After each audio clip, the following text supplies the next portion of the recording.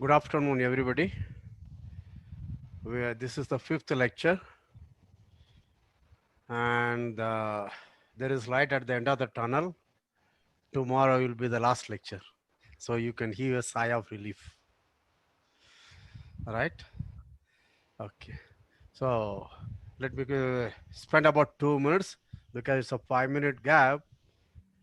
Sorry, 5 day gap. So many of you may not have reviewed. So we have a function f from a subset u of R2 to R and a be a point in U, then we define what is meant by differentiability. So we gave epsilon delta definition, then we interpreted that it is same as saying the first definition said f is differential at AB, that means f is approximately equal to the first degree polynomial some alpha times x minus a plus beta times y minus b for xy near to a. In terms of epsilon delta, we formulated this carefully. And later we also said whatever you get here, this is the equation of a plane.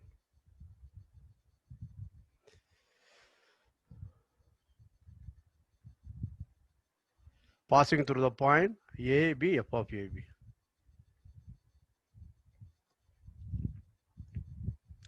Okay, all right.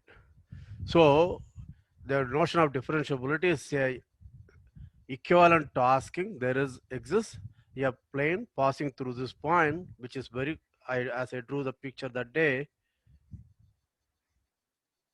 at this point, it coincides and it's very approximately equal to the surface. This is the surface that equal to fxy. This is the plane given by this equation. Okay. And approximately equal to, what does it mean? If you are very near to the point AB, then the distance between the plane and the corresponding point on the surface, okay, the error you are making is very small. That is what the epsilon delta tells you. These are the two things we observed that day. A third thing we observed was the following. So that involved the notion of partial derivatives. So what did it say? So fix a point, the same notation. Then let us look at the map going to f of, let us say, x comma b, where b is fixed. Okay, this is a function of one variable as long as xb is in this domain. Okay, this may be the domain of the function. This may be a b. Okay, this is a, this is b. So as long as this, so that means it is going to vary here. Okay, this is y equal to b, x b will be like on this line. Okay, therefore you are restricting this function on this, but it's actually a one variable function. Therefore I can show that if f is differentiable, then this function, call it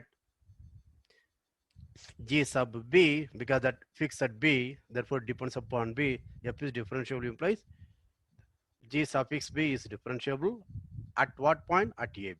If it is differential at ab, this is differential at ab, and we know that g dash at b a, that is the derivative of this function at a, is nothing other than your alpha.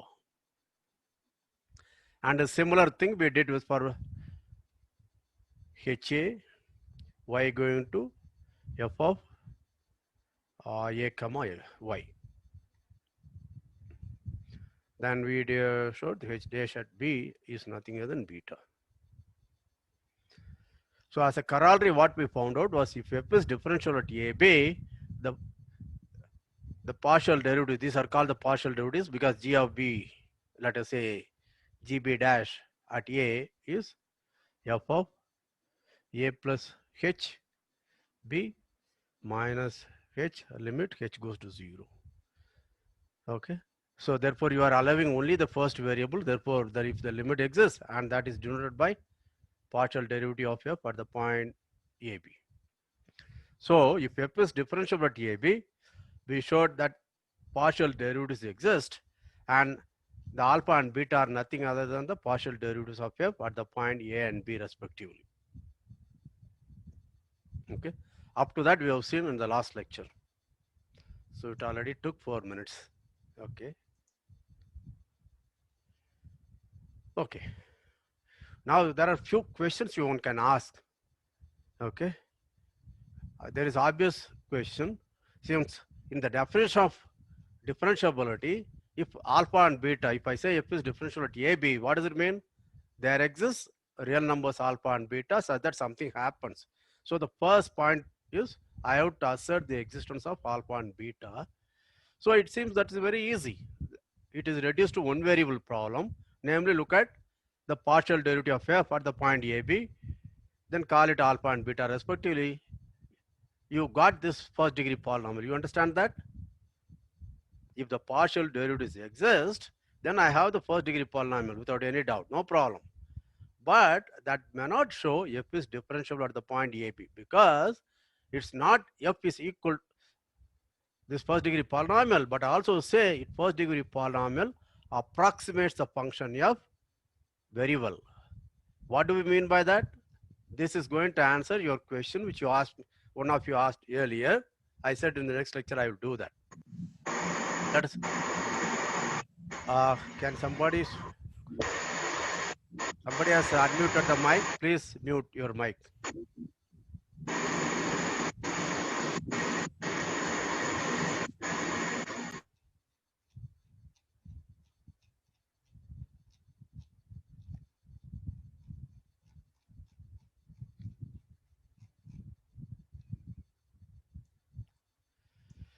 Okay, let us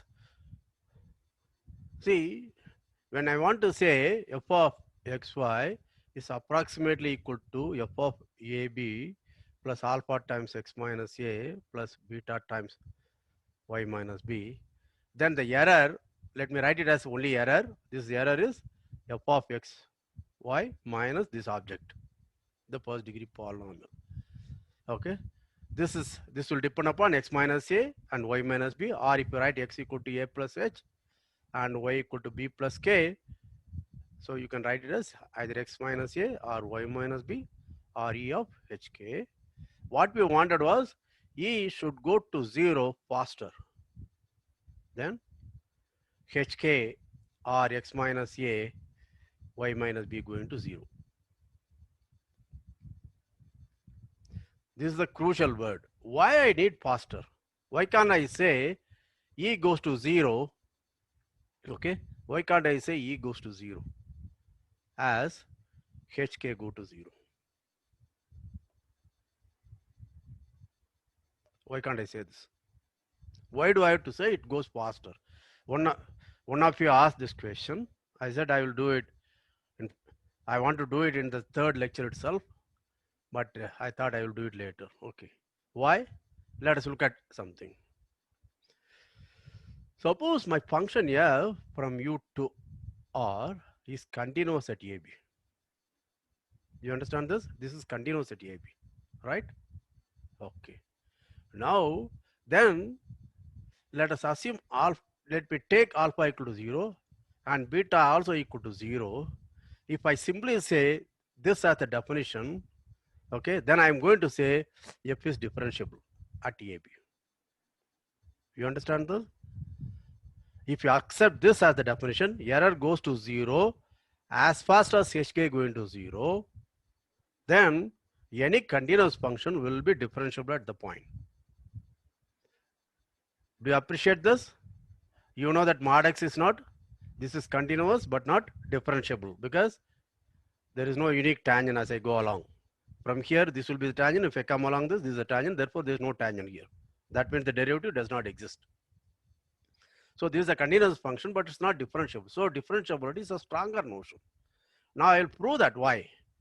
I hope to show if is differentiable at AB with this as the definition, which is wrong definition. Okay.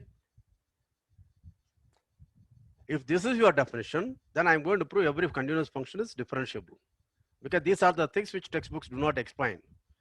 Okay. That is why I have to require it goes faster than the error, the increment going to 0. Let's do that. So let us look at that. A plus h minus b plus k minus f of ab minus My alpha is 0, 0 times h minus 0 times k. This is what I want to say. This goes to 0 as hk go to 0. This is according to this wrong definition, right? But that is true because this is same as saying f of a plus h b plus k minus f of ab, right? And since f is continuous at ab, as hk go to 0, this goes to 0. Do you follow that? How many of you appreciate this? So my requirement is this error should goes to 0 faster than this. Please appreciate this. This is the crucial point.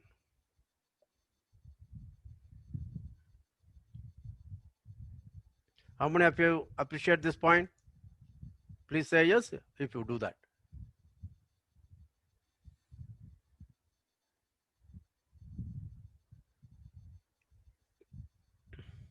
Okay. So you see that such a simple looking definition you can simply memorize, but then it's loaded with a lot of subtle meanings. Okay. It's like saying a very cryptic poem. Okay. You have to read again and again and again to understand what the poet tries to say. Okay. So it's not enough. It's like chanting like mantra. F is differential at AB if there is alpha and beta, blah, blah, blah, blah. That's not going to help us. Okay. Next, I am going to show if F is differentiable at AB, F is continuous at AB. Now we are back to our definition, okay? This wrong definition is discarded once and for all. Okay? This we are not going to look at. We will be back to our definition. That is also easy because if F is differentiable at AB, what do I know? There exists alpha and beta such that something happens. So let me write it. A plus h, b plus k minus f of AB minus alpha times h minus beta times k is less than or equal to epsilon times square root of h squared plus k squared. Whenever 0 less than h squared k squared less than delta squared. Okay? Right. Now, this inequality immediately implies f of a plus h b plus k minus f of ab is less than or equal to alpha into mod h plus mod beta into mod k, right? Plus epsilon into h squared plus k squared. Okay. This will be less than or equal to alpha plus mod beta plus epsilon times square root of h squared plus k squared, because mod h will be less than or equal to root of h squared plus k squared, and so is mod k. Therefore, I can combine all of them together, I get another inequality. So as hk go to 0, these are all fixed constants now. Therefore, this goes to 0 as hk go to 0. This shows the f of ah bk goes to f of ab, that is same as saying continuity at ab. Okay. So please pause. I will give you few seconds. So today what have we shown? I have explained why the error term should go to 0 faster than increment going to 0. Second, if f is differentiable at the point, then it is continuous at that point. These are the two things today we have proved new.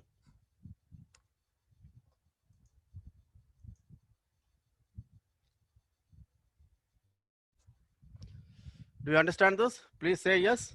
As I said, my requirements are very minimal. 30 to 40%, if you understand, that's good enough.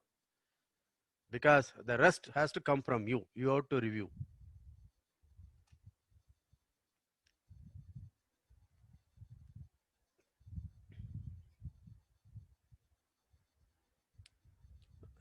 Okay. Now let's go back to the first thing, what we did last time, which I did just today. If f is differentiable at AB, then I said the partial derivative of f at x, sorry, partial derivative with respect to x at AB, and similarly partial derivative of f with respect to y at the point AB exist. And in the definition, as I said, I seem to know only those partial derivatives, right? So what is the natural question you can ask? Can somebody tell me what is the natural question one can ask? Anybody in the audience? If f is differentiable, I will make it easy so that you know. Okay, it's a leading question. If f is differentiable to AB, the partial derivatives of f at A and at AB exist. What is the natural question you would like to ask? Come on. Somebody. Sir, if partial derivative exists, then what can we say about the Right. Is the derivative? converse true? Right.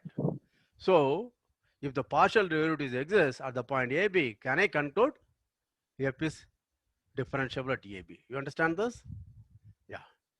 But as I said earlier, it's not only this all existence of alpha and beta, but the crucial condition, the error should go to 0 faster than. Okay. That is the one which is going to be a spoil sport. What do I mean by that? I say that f may be such that the partial derivatives at the point A, B exist, but the function may not even be continuous. Therefore, it cannot be differentiable. You understand that? Because any differentiable function has to be continuous. Just now I proved it. Okay. So the answer converse. Okay. And it is false. Why? Let us look at this function we had already seen when we talked about limits.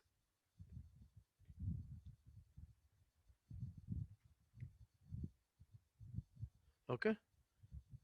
Then you can see at the point 0, 0, I want to say dou f by dou I, del f by del x exists and both are equal to 0. Okay. That's obvious because let's look at, so what is, I have to look at, this means I have to look at h comma 0 minus f of 0, 0 by h. But notice that y equal to 0, therefore this numerator is already 0. H is not 0, therefore h squared plus 0 squared, that is h squared. Therefore this is 0. F of 0, 0 by definition is 0, therefore the numerator is always 0, therefore it converges to 0. That means the partial derivative of f with respect to x is 0. Similarly, the partial derivative of f with respect to y at the point 0, 0 is also 0, right? But you have seen the function is not continuous. Why?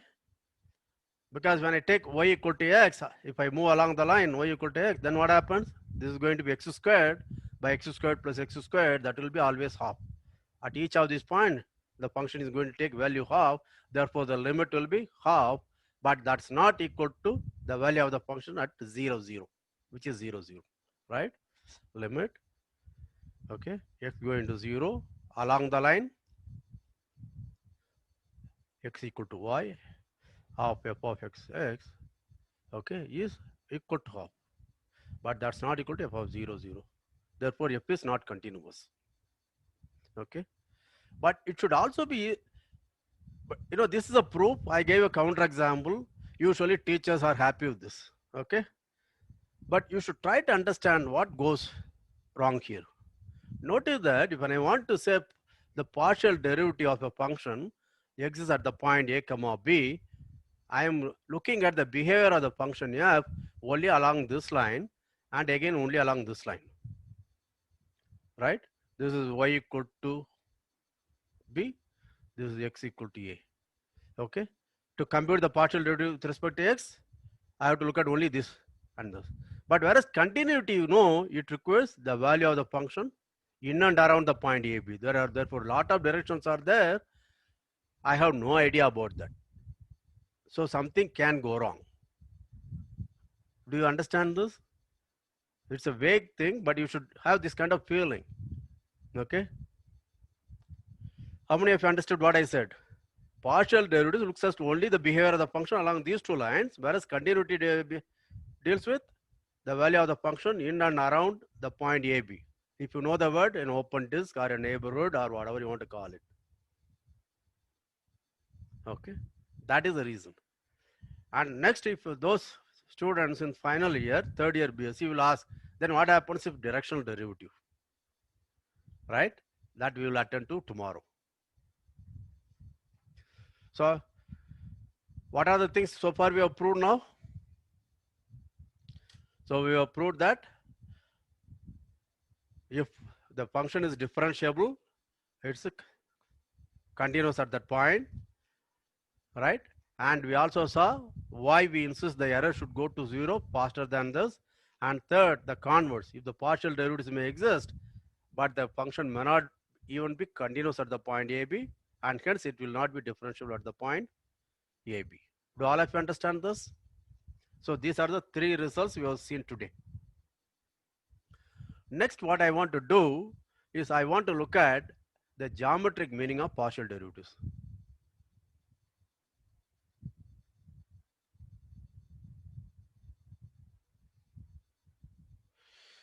But before I go further, let me ask a question whether you know this. It will make my life easy. Otherwise, I'll find a way out. Suppose I have something like a curve from an interval to, let us say, R3. Okay, this is a three-dimensional space, t going to, let us say, x of t, y of t, z of t. That is, it's a function f from this interval to R3. Therefore, f at t must be a vector or an ordered triple. It depends on t, so I call it x of t, y of t, z of t. Then the tangent vector to this or the velocity vector, in your physics at least you must have learned this word. The velocity vector is given by this. Do you know this? How many of you know this? Please say yes.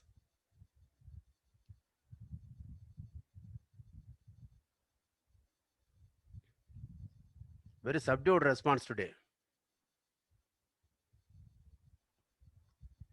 Okay. That's fine. Now let's look at some picture. Let me just say what I want to do, the following. So my picture may not be very good, and it will be nice if you can.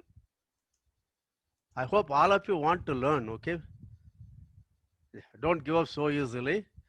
See, what I want to do, we were drawn a picture like this earlier. This is the domain in the XY plane. This is the axis, and this is the graph. So any point here is x, y, f of x, y. Right? Now, suppose this is a point A, comma B, right? Now let's look at this. Okay, this is the x direction. This is the y direction. Therefore, this is y equal to B line. And the next one will be, this will be x equal to A line. This will be y equal to B line, right? Now, as I move along at each point, if I look at, I have a graph. This is my x. Where is B? Therefore, I'll have a point here. You understand this? No, I don't want a line. It looks very strange. Yeah, this is good enough. Okay, I will remove that also. Okay, no. Okay, this is the line. Whereas this, are you following what I mean? This is x comma b. This is x comma b, f of x comma b.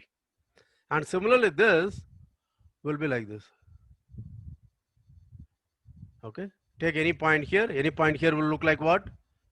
A, y, and the image will be a y, f of a y. Do you understand? So these are the two curves here which lie on the graph. Therefore, I can talk about the tangent vectors of this. So I will draw the picture completely separately. This is one, this is another. Okay, this is lying on the graph. Okay, this is the tangent vector, and similarly, this is the tangent vector. It depends upon the way I move. Okay, it's all right. These are the two ones.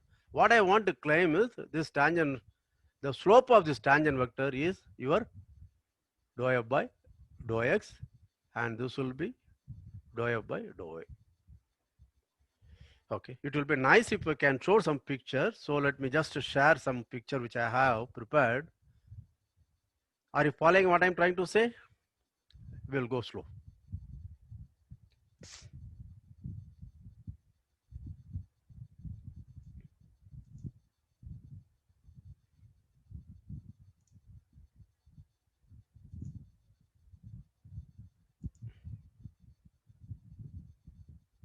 Oh, I had already prepared. Okay, great. I didn't know that. Are you able to see this? Shweta? Yes, sir. Okay. Now you see that this is, I took a magnification so it looks a little odd. Yes, sir. Okay. Now this is the function. Okay. This is the unit disk in R2. That is x squared plus y squared less than 1. And what is the function? The function is xy going to f of xy equal to root of 1 minus x squared minus y squared. Okay. Therefore, at the point xy, I have to go exactly to in the graph where it will lie, it will be xy, and this will be f of xy height. That is root of 1 minus x squared minus y squared. Now notice that that is your z. Therefore, z squared will be 1 minus x squared minus y squared. Therefore, x squared plus y squared plus 1 minus x squared minus y squared will be 1. Therefore, this is nothing as in the sphere in R3 with the center at origin, radius 1. How many of you follow what I'm saying? Otherwise, I have to come back and write on the board. Are you able to follow me? My f of xy is root of 1 minus x squared minus y squared. Therefore, at the point xy, I have to go at the distance this. Okay, this will be the point xy comma f of xy. That is root 1 minus x squared minus y squared. But that is your z coordinate.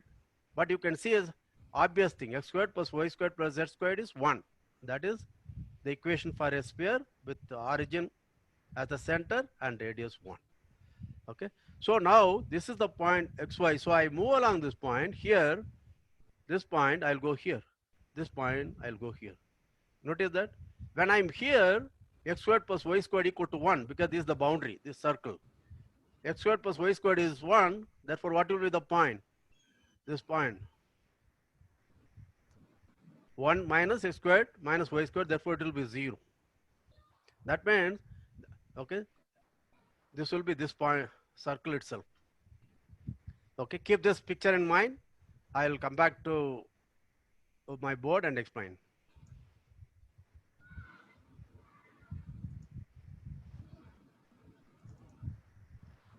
Right? So, this is the disk, x squared plus y squared equal to 1. So, as I get to this point xy, which is here, anywhere, anything, it need not be 1, 0, it may be any point. Okay, then 1 minus x squared minus y squared will be 0. Therefore, the picture will look like the upper dome, okay, have an open ball, a ball which is a sphere, and this is what we are, only the upper hemisphere, this is the half the dome is what we are going to, what we saw in that picture. Do you follow that? So what we showed was, you take any xy here, then in the picture on the dome, it looks like this. Okay, this point xy is here, and as I move along here. So when xy goes to 0, 0, then this is going to go to 1. Therefore, xy is 0, 0. Therefore, I am going to hit the north pole. That will be 1, 0, 0. Okay, because many people have problem with understanding geometry. So I'm sure many of you will be struggling, but try. Okay. So this is what happens. So for what we are saying is, therefore, at any point, when you say the partial derivative, this is the curve. This curve is what you call in Atlas longitude. You must have heard longitudes and latitude. Okay. While studying Atlas geography. Okay. This is the longitude circle. Mathematicians call it a great circle. Okay. So that great circles are this. From North Pole to South Pole, connected through this kind of thing, there will be the thing. These are the great circles. Okay. This is enough. Just have this idea. So I'll show another picture.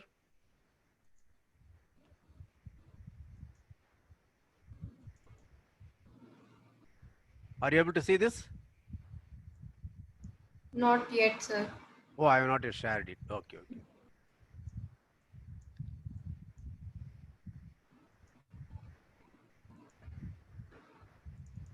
Yeah. Now do you see that? So let us assume I am moving along XY. I would like to have some other thing. Oh.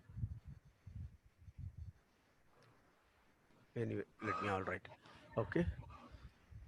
So this is the graph of a function z equal to f of xy. So I'm fixing a point, let us say b, and then I'm looking at f of xb.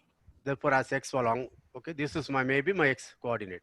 As I move along, I'm cutting this, and therefore this will be the plane y equal to b.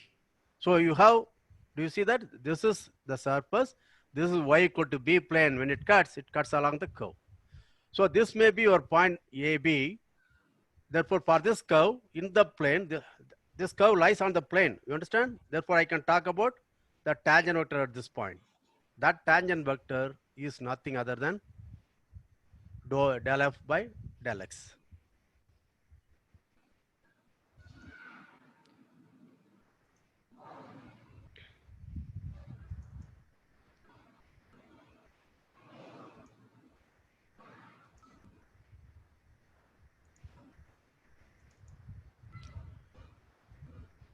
Now, do you see this? Yeah.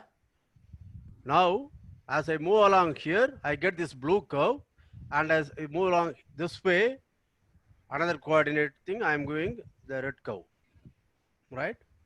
Okay. This is the tangent vector to the red curve. This is the tangent vector to the tangent line to the blue curve. Okay. And this will be the slope. Slope of the tangent is what we are going to get, del f by del x, del f by del y. And you should not simply try to follow me blindly. Okay. You should see that this is what you did in your one variable calculus. What did you do one variable calculus? You had a function from f of a b to r. Then look at the graph, which is a function r2. Then any point here is x comma fx, right? Therefore, you looked at the tangent to this curve. That will be 1 comma f dash of x. So this f dash, therefore the slope is f dash of x by 1. So that is why you call this the slope of the tangent. That's what I am doing there also. Okay, please spend some time. I will be forwarding this to you, the transcript. Have a look at and then do that. So this is the geometric meaning of this thing. So the question you should ask now is, go back to the theory which we did. The partial derivatives exist, and therefore the tangent line through the point AB, okay, to the x curve, that is x going to f of xb exist, and similarly the tangent line to the curve y going to f of ay also exists. Therefore, I got a two tangent line. Therefore, I get some plane, but that plane may not be the tangent plane, because if I want to say it's a tangent plane, I need an extra condition. Okay, it should approximate the distance between the corresponding point of the tangent plane and the surface, graph surface, xy comma f of xy, that is z equal to f of xy. They should be very close to each other. Okay, that is our epsilon delta condition. Okay, please pay attention. How many of you at least vaguely understood what I'm trying to say? Please tell me.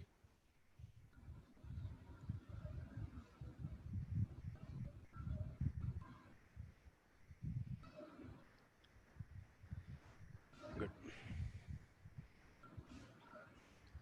Very good. Sir, Okay. it is little bit flickering. It's a flickering, right? Okay, because there are too many things open and I'll close them now. I don't need any of them. Whenever there is something open, it tries to flicker. because Zoom get confused what it has to share.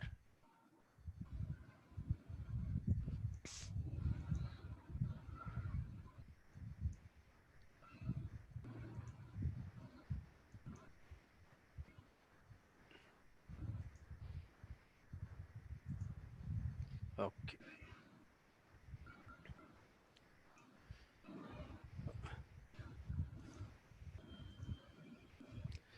Okay. So now I hope you have some reasonable idea. After that, what you should do is you should do calculus. This is conceptual ideas about differentiation. What is meant by differentiability? What is meant by partial derivatives? What is the geometric meaning? What is their physical meaning? Which implies which? Differentiability implies existence of partial derivatives. The converse may not be true, etc. Okay, and differentiability implies continuity. Okay, and differentiability now we are interpreted in very many ways. F is differentiable at AB implies F is approximable by a first degree polynomial of the correct kind. And second thing is that there is a tangent plane at the point A comma B comma F of AB to the graph surface Z equal to F of XY. And when I say there is a tangent line, there is an additional condition. In each of the cases, there we are making an error, and epsilon delta gives a quantitative way of controlling the error. But qualitatively, okay, we are approximating the first case. In the second case, we are approximating geometrically the surface by a plane. Good. But there is a positive result, which we don't need a proof of that, but I will just say that the positive result is, suppose F from U this, okay, has partial derivatives at AB, and assume the function it's continuous. That is dou F by dou X at AB and dou F by dou at AB are continuous. Then F is differentiable. You understand that? Mere existence of partial derivatives is not enough to conclude F is differentiable at AB. But if I know the partial derivatives exist and are continuous, then I know it's a differentiable. So most often hereafter what you do in your calculus course is you just check the partial derivatives, and by looking at, you know whether it's going to be continuous or not continuous. If it's continuous, then you conclude the function is differentiable. That's it, as simple as that. Okay. Now the next thing is we want to interpret the notion of derivative in a third, again a geometric way. It's actually a physical thing, but let me say. Let us go back to the plane. Suppose I have Ax plus By plus Cz equal to D or 0 or whatever. Okay. Since it's a plane, then this ABC, not all of them are 0. If you know vectors, this means it's not a 0 vector. At least one of the ABC is non-zero, right? And I think I already explained what is the meaning of ABC, geometric meaning of what is the geometric relation between ABC and the plane. Can somebody tell me what is the relation between this and this vector ABC?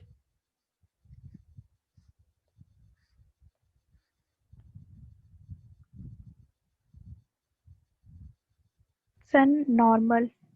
Exactly, it's normal, right? So it's normal to the plane, right? Okay. Now come back, what we have done. So when I say F is differentiable at AB, I said there is alpha and beta, but I know what is alpha. Alpha is del F by del X at AB. Let me say suppress AB, okay? So that my writing will be easier. Beta, this is beta, not P, right? Then what is the equation of the plane? Z equal to alpha times X minus A plus beta times Y minus B. Therefore, this is alpha X minus A plus beta Y minus B minus Z equal to 0, or Z minus this is 0, right? Or may make it Z minus, right? Therefore, this is minus here. Therefore, it's minus alpha, minus beta, and 1. This is your ABC. Do you understand that? The equation of the plane is z minus alpha times x minus a minus beta times y minus b is 0. Therefore, if I go back to this notation of ABC, then I would write minus alpha, minus beta, and 1. Okay, this is the normal. Do all of you understand this? Yeah. Okay. Now I am going to ask a question. If you know the answer to that, I will be glad. It's just a knowledge based. Okay, I'm not asking you to do that. Have you learned vector algebra? What is meant by vector product of two vectors in R3? Please say yes. Those who know that. I have two vectors x1, y1, z1, and x2. Maybe you will write it as x1i plus y1j or z1k, I believe, right? I write it only as x1, y1, z1. And similarly, x2, y2. Then you know what is the vector product or cross product of these two vectors. How many of you know that? Only 5, 6? I'm surprised.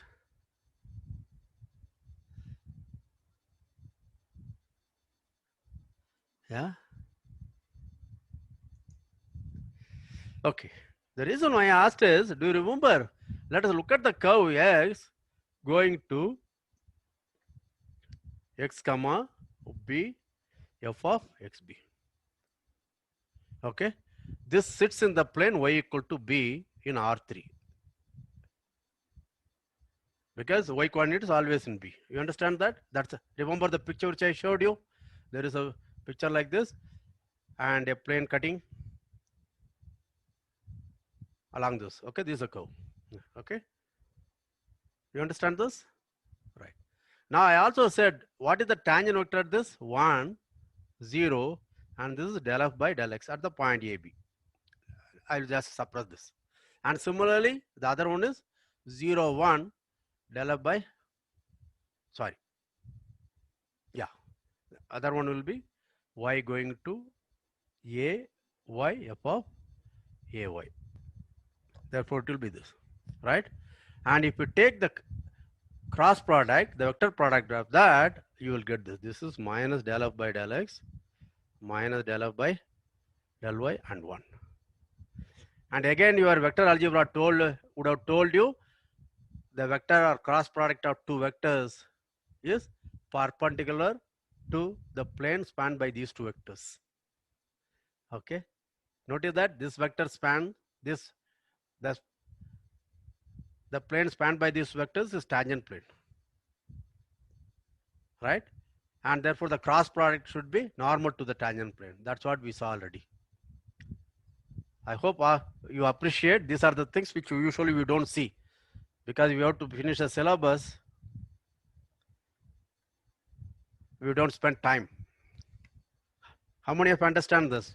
Again, about 30 to 40% is good enough for me.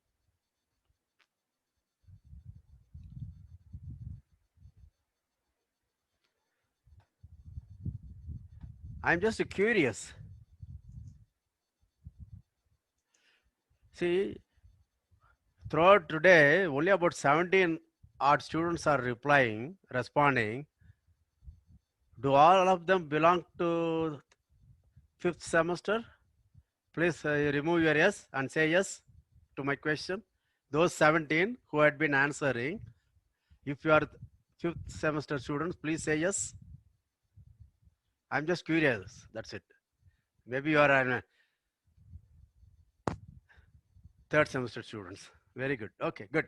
That means 3rd semester students are answering, because only 2 students said they are 5th semester students.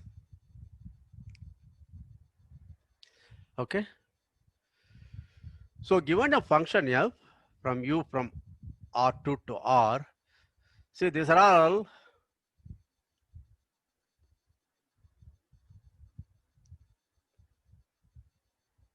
tukde results, not gang. Okay, you can see there are just too many small observations I am making. Okay, that makes things very interesting because any building is built out of bricks and any ocean is built out of drops and any subject is also built out of small facts. They constitute a monomer. Okay. So we want to say this vector del f by del x and del f by del y. Okay. This is at the point, this is what you call gradient. This is the definition. This is called gradient of f. At the point AB, if you write at the point AB. Okay. So, next 5 to 10 minutes, I want to explain two results about the gradient. Okay. The first thing is, suppose f admits partial derivatives, okay, with respect to x and y, then you may think I can form the gradient. You understand what I mean? Yes, because how do I define the gradient? By del f by del x, del f by del y, right? Okay. Maybe you have seen it in this notation. I detest this notation, but anyway, if you are comfortable with that, I will write it this way. Is that okay? This is a vector. Okay, for me, this is also a vector, except I know this, so I don't write too much. This is a much better notation for me. You understand this? This vector is called the gradient vector. Okay. Now, what is its importance? The importance is very easy. See, suppose I have U and take a point AB, right? Now, there are many directions, okay, through AB. You understand? Now, what I can ask is, I'm here, I want to know what is the direction in which my function increases fastest. You understand that? F increases fastest on which direction? Remember Newton's method? When he said f dash of x, what he said? It's a rate of change. Okay, we may call it a velocity in terms of physics. So it's a rate of change. So he want to know what is the rate of change in certain direction. Perhaps f moves faster in this direction. Okay. So what this says is, at the point AB, look at del f by del x at AB. This is the gradient. If you want again at I plus del f by del y at AB j. Okay, this is the direction in which the function f, okay, increases fast. To make you understand, I will again share the picture which I showed you of the sphere case. I have to open it again. Huh? Yeah.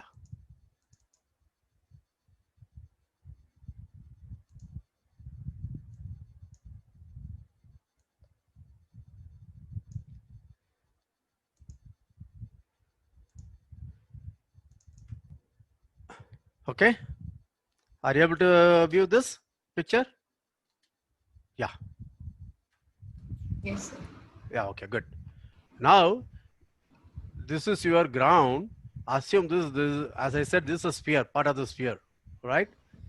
Now, this is the North Pole, as I said, right? Because this is f of xy is root of 1 minus x squared minus y squared.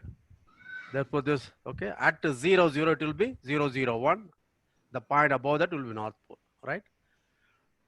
Now, suppose I am, okay, and kind of Eskimo here, okay, or perhaps someone, who is it? Those people who climbed the Everest, Hillary, right? Okay. Suppose he wants to climb the fastest way to reach the North Pole. What is the best way he can do? The best way he can do is look at his position XY direction here. This is XY, right? Now, what he should do is he has to go through the gradient direction. Now, notice that we saw this is the gradient. Okay, this is the curve. The gradient direction is this. Okay. So if he wants to reach North Pole fastest, then he has to go along this, which is the great line, As I said, it's a great circle. It's a longitude of the earth. Or in other words, suppose you are an adventurous guy, you are at the North Pole, you want to reach this point by skiing. You want to reach fastest. Then what direction you will do? You will again go in this direction, the gradient direction. Okay. So that is why when I want to come this way, I'll call it steepest descent. When from here, if I want to go here, it will be steepest ascent. Okay. This is very useful for real life problems. Okay. So if I want to have some quantity, as I said, let's say production, okay, is a function of very many variables, x, y, z. And the production cost f of x, y, z.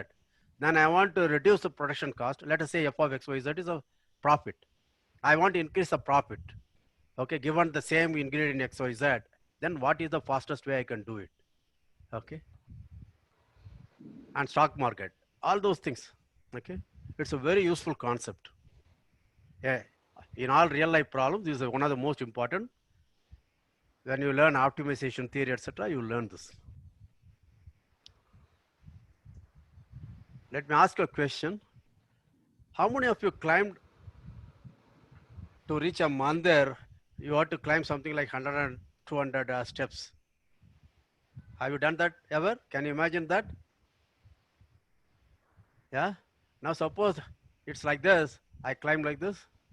This is the fastest way I can reach the top, but it's the steepest also. If you try to climb the steepest way, your heart and lungs will pound. Okay. So if you see how people will climb, they reduce. It's a longer route. It won't reach you faster, but then it's a less load on your body. But if you are highly athletic, then if you want to reach fastest to show that okay, you are a masochist, then you can reach like this. That's the steepest ascent. So the gradient direction gives you the steepest ascent or descent, depending upon whether you want to come down or you want to go up. That is the reason why gradient is important.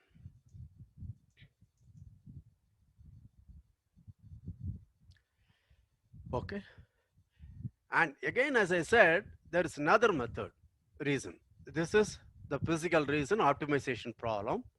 And just before I stop today's lecture, there is also another reason for that. It also gives a normal to the level set. What do I mean by level set? I will explain in a minute. Okay, let f be a function from, let us say, R3 to R. If you want, you can take R2 to R also. Okay, but here it makes much more easier. Let us look at the simplest function, f of x, y, z equal to z. That is a z coordinate. All right. Now I want to know, this is called the level set. Okay, what is the level set? This is z equal to z plane. You understand that? That's a plane. So it should be parallel to this xy axis. This is a plane. So this is called the level set. Right? So that looks like a surface. Okay. Then what do I want to know is what is the normal to that at that point. If it is a surface, then there is a tangent plane. Let's assume here it's already a plane. Then I want to ask what is the normal to this. Do not lose heart. I am going to give a concrete example. Right? Let's look at the simplest case, f from R3 to R. Let's look at f of x, y, z equal to x squared plus y squared plus z squared. Then let's look at f equal to 1. Excuse me, sir. Yeah. Lot of flickering is happening, sir, on your screen. Yeah, right. Because that's open, no? Yeah, thank you. Right. Is it okay now? Better? Yes, sir. Okay, Thank good. you. Yeah. So this is set up points x, y, z as that f equal to 1. That means x squared plus y squared plus z squared equal to 1. As I had already explained, that is the sphere of radius 1. right? Now, what do I want? Start with the point here. This is on the surface of the sphere, okay? Don't think of its interior, huh? Think of the earth. You are on the surface of the earth, okay? Right. This is the North Pole. This is the surface of the earth. If you come here, you will get a South Pole. Anyway, this is the point, okay? Now, I know already a tangent plane exists. I want to know what is the normal. Again, if you have problem with R3, think of this R2 to R, the same function, similar function rather, x squared plus y squared, right? Then f equal to 1 or f equal to some positive thing, this is nothing other than the circle of radius 1 at origin. Now start with this point. This is the tangent line. What is the normal to this? Normal is the radial vector. All of you know that, right? Yes? This is the normal vector.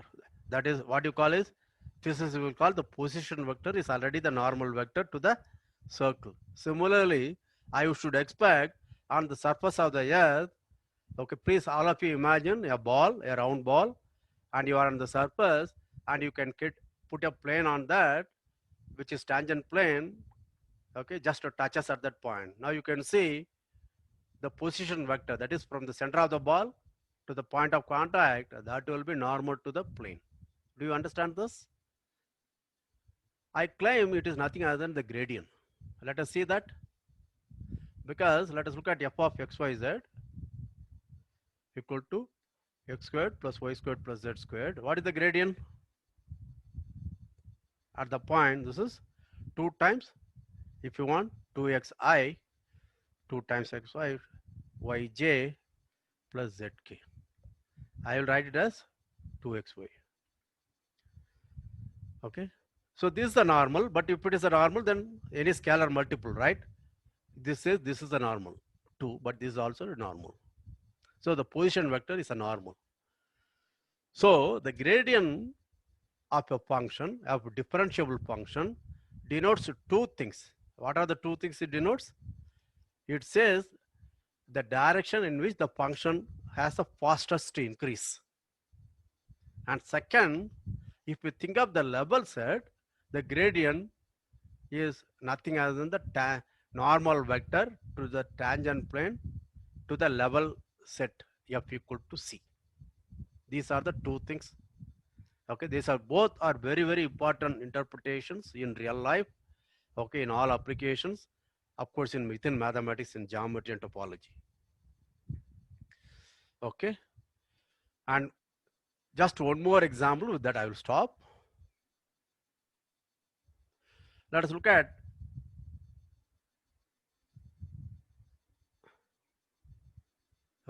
f from R3 to R, but then this is f of xyz is just x squared plus y squared alone, not z squared. Then f equal to 1, you see that x and y coordinates are bound by condition x squared plus y squared equal to 1, and z could be anything. Therefore, this will be stack of circles. Therefore, this is a cylinder, right? F equal to 1 will be a cylinder. Now, if I take a cylinder, if you again you can imagine, take a piece of paper, your notebook paper, and make it as a cylinder. Okay, then you can see the tangent will be how it looks like. Okay, this will be the vertical line of one of the tangent, and this will be a plane which is tangent to that, and this position vector will be the normal. Okay, that is, this vector will be normal to that.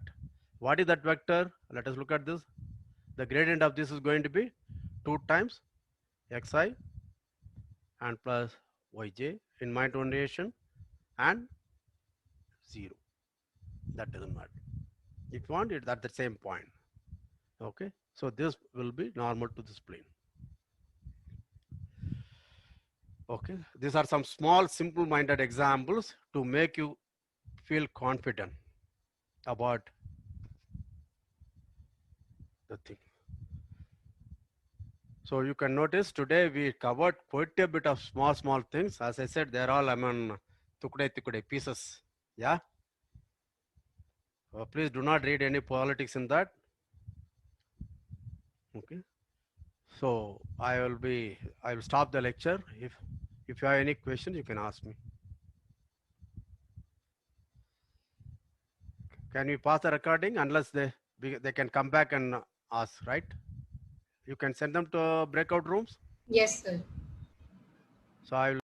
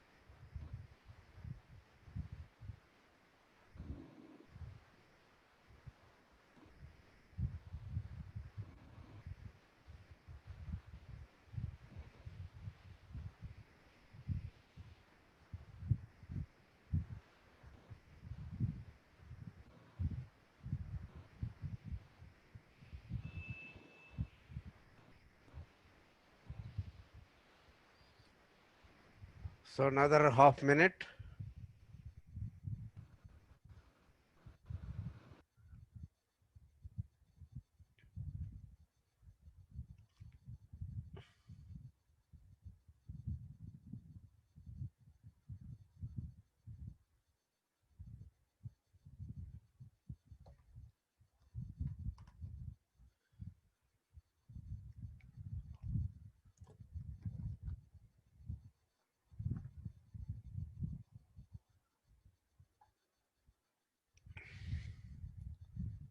I think that's about it. They have some problem possibly. I am sharing the results.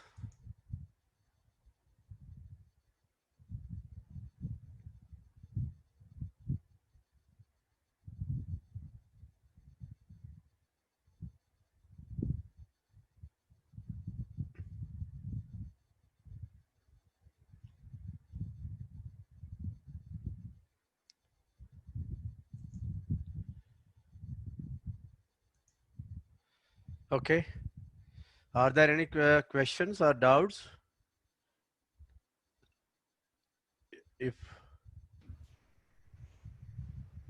If not, then I would like to say what about tomorrow's lecture. Sir, I have a doubt. Sir, Yeah, who is this? I am Identify yourself. Sunila Sharma. Huh? Sunila Sharma, Okay. sir. Yeah. I have a doubt. Sir, you said that if limit from two direction is different, then we cannot declare that limit does not exist.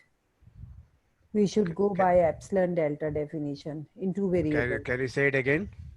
You told that if the limit from two directions is different in two variables, then we cannot say that limit does not exist. We should prove it by using the epsilon definition. In We fact, should- I proved it in the class. See, Yes. one Yes. example I showed and gave the proof, And I later stated the same proof which I gave can be done. If the limits are L1 and L2, if they are distinct, look at the distance between them, L1 minus L2. Okay, Yes. modulus. Take that as epsilon and take epsilon by 3 or epsilon by 4, for which you find a delta. Then you can arrive at a contradiction L1 minus No, L2 that's okay, modulus sir. will be, Sir, yeah. my question is that why can't we say that like we take a direction y is equal to x and we take another direction y is equal to 2x. If the limits come out to be different from both the directions, then can't we declare that because the limits are different, so the limit will not exist? See, you see, this is what you have to learn to work with the definition. Your definition of a limit existing is something. Okay. Okay. I Yeah. mean, we So should you have not to do, prove but only otherwise there is. let me finish, please. So Okay, only okay, according to that, I have to say whether limit exists or does not exist. Okay.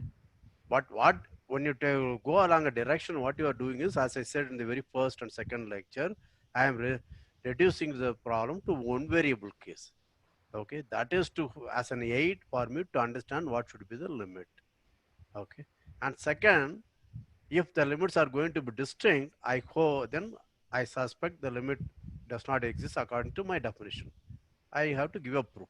But usually what happens is in second year BSc books, textbooks, okay, they don't want to bother with the very precise proof. They simply say if the limits are distinct, therefore the limit does not exist.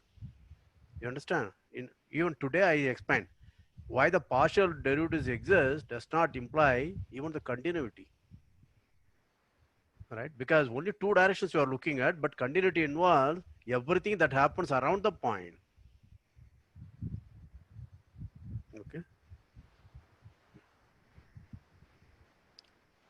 Whenever whatever definition you are taken, only with respect to which you have to work through. For example, if our agreement is that, okay, I am going to US, okay, I did some services, okay, I want in terms of dollars when I land in JFK airport in New York, right? Then you have to make some, what you call dalal or whatever it is, right? Then you have to make some arrangement for my payment. That's my arrangement. So if you give me, okay, I will give you 10 lakh rupees here, I'm not happy. Instead, what I will need is the equivalent of dollars when I land in US. That is our deal. So here also there is a deal. The deal is definition of the limit. That is using epsilon delta. That says something about what happens to the function around the point. Whereas you are saying in this direction, if I reach, something happens. That's not an answer to me. Yeah. So that's why definitions are very, very Okay, important. We have to learn to work with definitions. okay, okay. Yeah.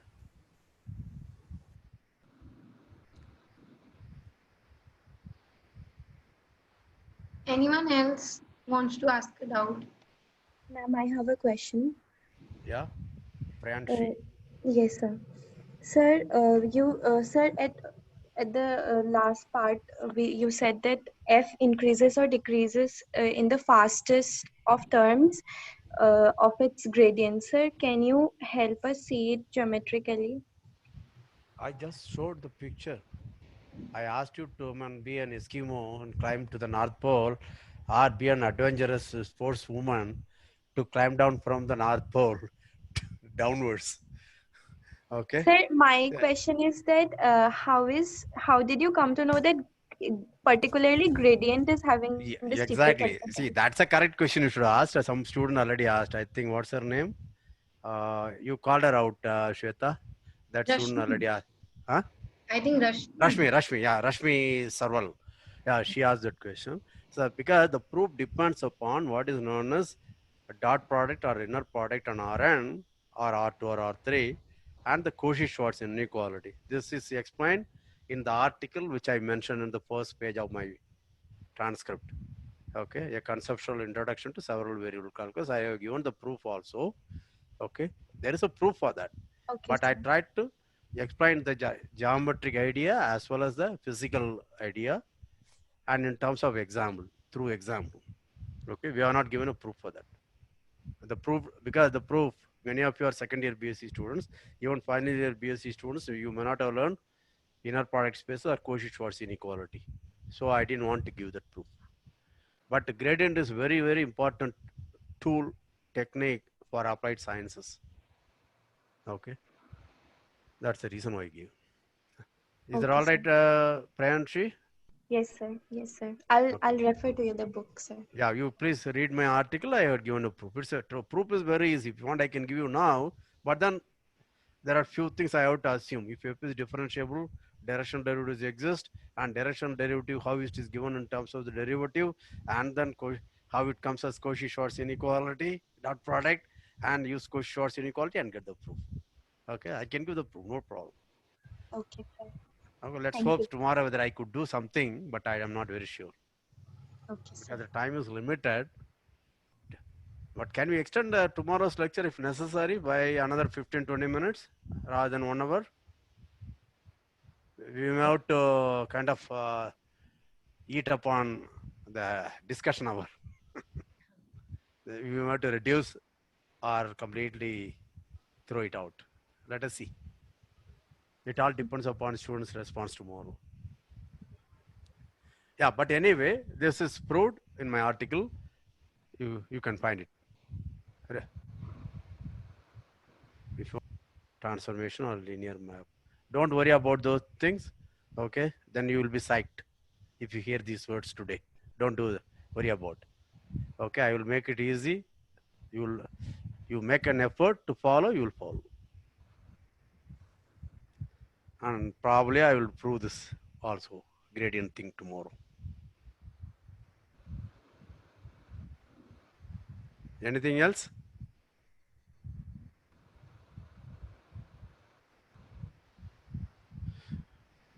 Forget about gradient and anything. Just look at the simplest case. Suppose you are in the XY plane. Okay, you want to reach a height z equal to, let's say 200. Okay, you are at something like 1 comma 1 in the XY plane, 1 comma 1 comma 0. But then you want to reach 1 comma 1 comma 100.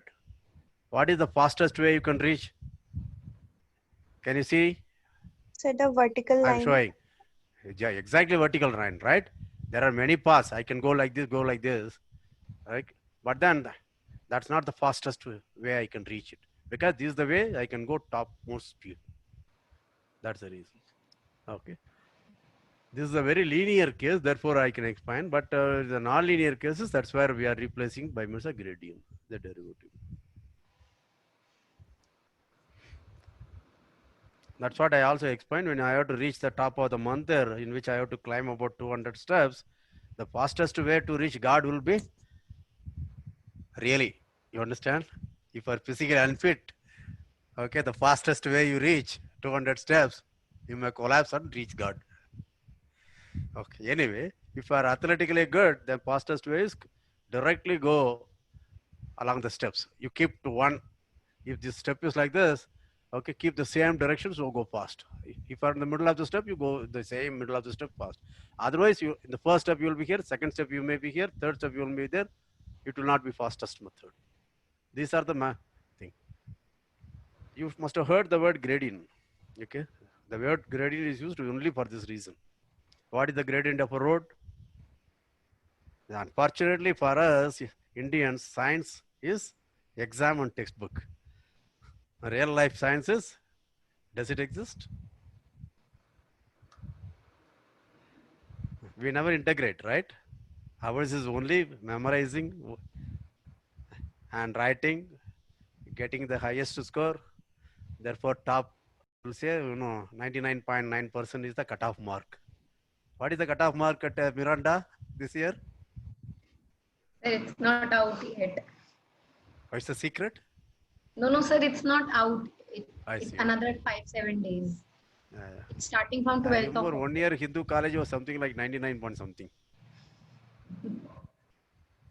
Last year it was 97, sir, for maths honors. First. Yeah, standards have fallen down.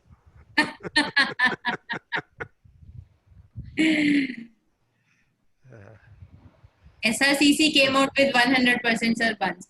Yeah, exactly. That's what I remembered. Yeah, right. SRCC. Yeah, right. Okay, yeah. Somewhere I saw that 100% also. Anyway, so my suggestion is all of you can think mathematics and science, okay, apart from your textbooks and classrooms and university exams and semester exams or whatever they are. Okay. If I Sir, come up with a lot of practical examples just because I tried to find science in everything. Yeah. Franchi, you wanted to say something? yes, sir. Sir, Yeah. since if we have a function of one variable, can Yes. we say that the slope at any point, can we call it the gradient? Because in one variable, the partial derivative will only exist with respect to x. That means Yeah. dy by dx will only be the gradient. Uh, you can call it. There's no problem. It's a gradient. Gradient will be the derivative. Yes, sir. Yeah. That's true. If you want to understand much better, I will ask it. Okay. Suppose let us look at the function f of x equal to minus x squared, and I am looking at a equal to 1. You understand that? Yeah. Yes, F of sir. x equal to Yes. x squared. My point is a equal to 1 on the x-axis. Now what is f dash a? Minus 2x. Therefore at a equal to 1, Sir, can you my please repeat it once more? f of x equal to x squared. Minus x squared. Yes, sir. Minus sign is there. Yes, sir. Right? Okay, sir. Okay. Yes. My point is a equal to 1. I have to take a derivative at a point, right? Yes, sir. F derivative at a, f dash a, right? At that a is 1. Now, Yes, therefore, what sir. is f dash a? That is Sir, minus minus 2. 2. That's it, Yes. right? Now, according Yes, to sir. we decide to call it as a gradient at that point. Now, let us look Yes, at sir. what is the direction in which my function will increase fastest. Now, I am at 1, but the direction is minus 2. Therefore, I have to go to reverse direction towards 0. Do you understand that? Yes, sir. Yes. Because it's minus x squared. You understand? So Yes, I have sir. to go. Yes, sir. That's what it says. Towards minus 2. Yeah. So that's also a gradient there. Whereas if it's x squared, then I have to go in the positive direction. Should go from 1 towards infinity in the positive direction. Yes, sir. So there are also direction matters. Gradient exists, but usually don't play much of a role. Yes, sir. Okay, good. Very good. Anything else?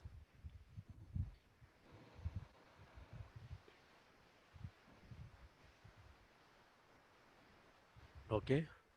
So tomorrow will be the last lecture. Okay, come fresh before coming to the classroom and take 3 deep breaths. Charge your brain with a lot of oxygen. Okay. Oxygen is the fuel, as all of you know, right? Yeah. And because of COVID, all of you should look up YouTube and try to find out best breathing exercise for COVID, breathing problem, etc.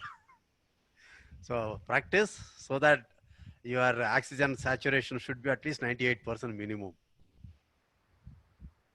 Okay. Take care. All the best.